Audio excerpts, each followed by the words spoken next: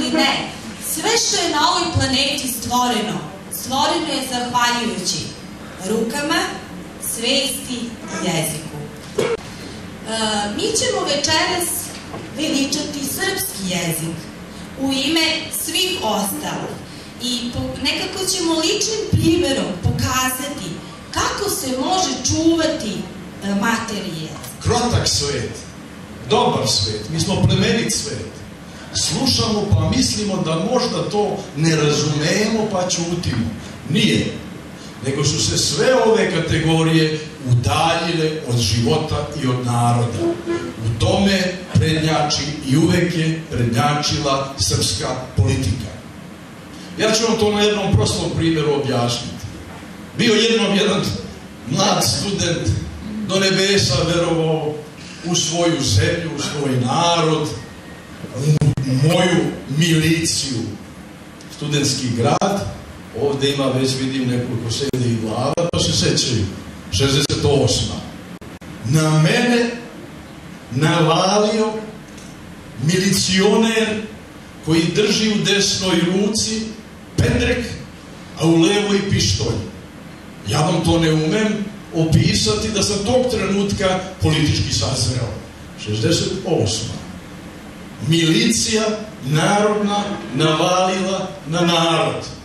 Oštar način gledanja na život ljude podrazumeva i kritički način gledanja na sebe samog, jer najviše se svojim ličnim primjerom može pokazati sve u životu.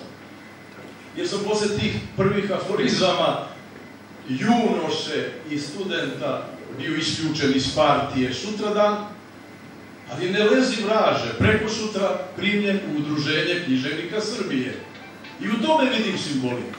Treba samo izdržati jedan dan kad te skole slabosti kojima smo svi skloni.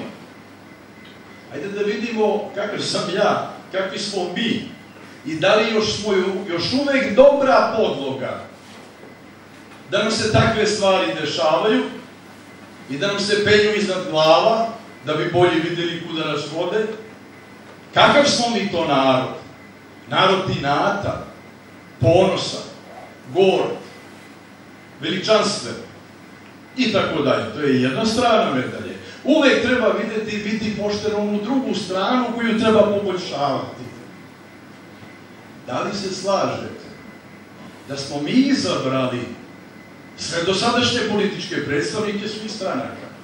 Niko nije učestvovao u tome sem nas i naših slabosti. Ja sam to jednim aforizmom prikazao. Klanjajući se, nismo ni primetili da se vladari menjaju.